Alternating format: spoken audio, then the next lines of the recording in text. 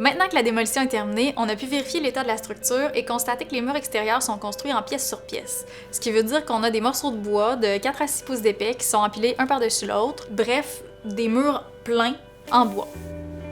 On savait déjà qu'on allait devoir travailler sur l'isolation, la plomberie, l'électricité, mais on a eu quelques surprises, puis on devra aussi corriger certains problèmes de structure. On devra redresser les planchers du rez-de-chaussée du 2e étage, solidifier les murs porteurs de ces 2 étages-là également. Dans l'agrandissement, on aura besoin de couler une dalle de béton et de remplacer certains morceaux de bois qui sont pourris parce qu'ils étaient au contact du sol.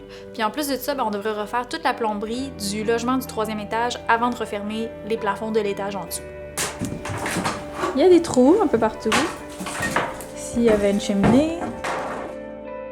On peut maintenant finaliser les plans d'aménagement, puis la première chose à faire, c'est de confirmer l'emplacement de l'escalier parce que ça a un impact majeur sur l'aménagement des 2 étages. On a choisi de prendre l'escalier non conforme qui était situé dans le hall d'entrée, puis de le localiser dans ce qui deviendra la cuisine pour faciliter la circulation.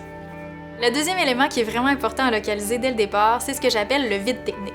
Donc on va prévoir un espace au rez-de-chaussée qu'on va condamner pour permettre aux tuyaux d'eau, à l'électricité, à l'échangeur d'air, de circuler du sous-sol jusqu'au 2e étage. Puis on va aussi localiser le chauffe-eau et la boîte électrique proche de ce vide technique-là au sous-sol pour permettre que le filage et les tuyaux se rendent le plus rapidement possible aux appareils. En démolissant, on a constaté qu'il n'y avait pas de fondation dans ce qu'on appelle l'agrandissement de la maison, donc on a dû couler une dalle de béton dans cette section-là.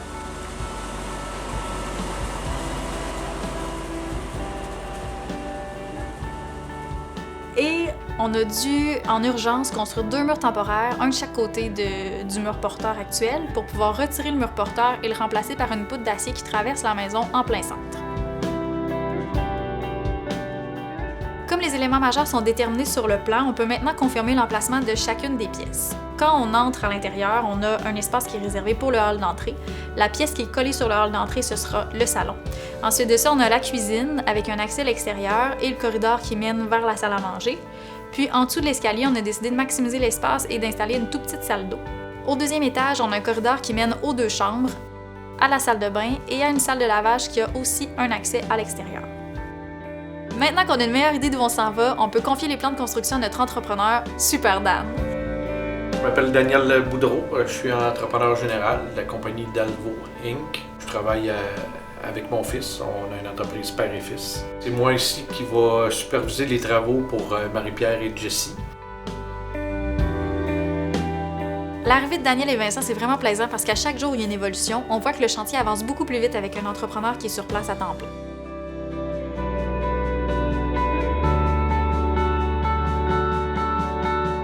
Les divisions intérieures sont presque terminées, ce qui fait qu'on va bientôt se préparer à faire l'isolation. Les entrepreneurs en isolation qu'on a contactés nous ont tous conseillé la même chose, c'est-à-dire d'isoler avec du polyuréthane giclé à l'intérieur de la maison. Cette solution-là, c'est la solution qui est la plus facile pour eux, mais ça ne tient pas compte de la nature de notre bâtiment. Notre bâtiment est fait en pièce sur pièce, c'est du bois qui respire depuis plus de 150 ans. Ce serait une erreur de mettre de l'uréthane directement là-dessus parce que ça ferait qu'on emprisonne le bois avec son humidité, puis ça causerait des problèmes beaucoup plus graves dans les prochaines années.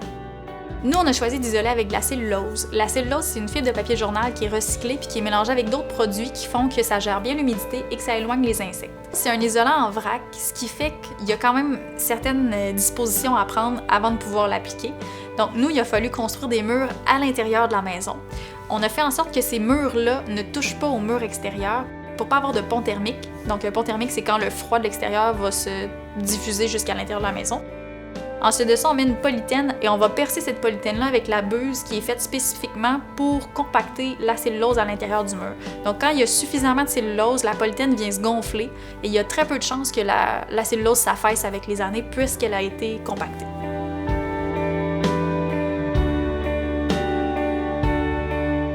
Rendu ici dans le projet, il ne faut pas oublier de faire passer l'électricien, le plombier et l'équipe de ventilation pour faire ce qu'on appelle le rough avant de fermer les murs.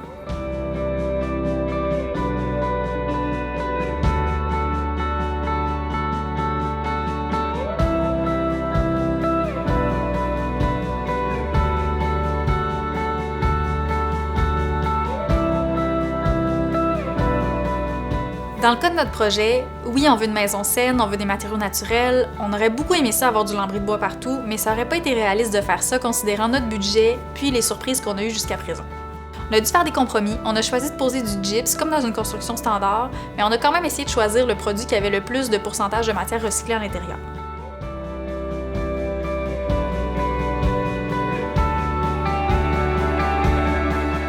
Même chose pour la peinture, il existe sur le marché des produits qui sont écologiques, qui sont faits avec des matières naturelles, mais c'est des produits qui sont aussi un peu plus dispendieux. Comme nous, on rénove pas juste une pièce, on fait une maison au complet, ça implique un plus grand nombre de pieds carrés, donc une plus grande différence au niveau du budget. Ce qu'on a fait, c'est qu'on a pris un produit qui est standard. Dans les produits standards, il y a plusieurs compagnies qui vont offrir des produits qui sont sans COV avant l'ajout de colorant. Donc ce que nous, on a fait, c'est qu'on a pris un produit standard qui est plus économique, qui est effectivement sans COV avant l'ajout de colorant, puis on n'a juste pas ajouté de colorant, ce qui fait qu'on a des beaux murs blancs, mais sans COV, à un prix plus abordable. Comme la phase de construction est pas mal terminée, on devrait plus avoir vraiment de surprises. Jessie et moi, on devra revalider notre budget pour voir qu'est-ce que les imprévus nous ont coûté, qu'est-ce qu'on pourra conserver de notre plan d'aménagement initial et qu'est-ce qu'on devra modifier pour la finition intérieure.